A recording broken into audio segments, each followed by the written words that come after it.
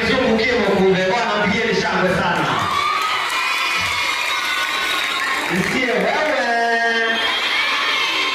Mambo hii.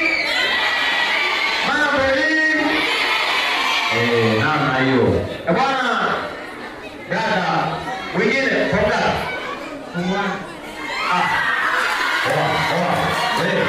Kumbe nao na vijibesi siku hizi. Bwana, nahitaji mmoja wa form 2. Msiangushe sasa lazima je chacha tutapoteza muda. Wa form 2 mmoja chapu tu hapa.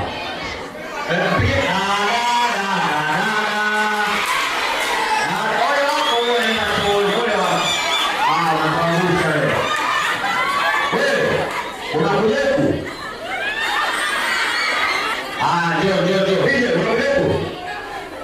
Niangusha.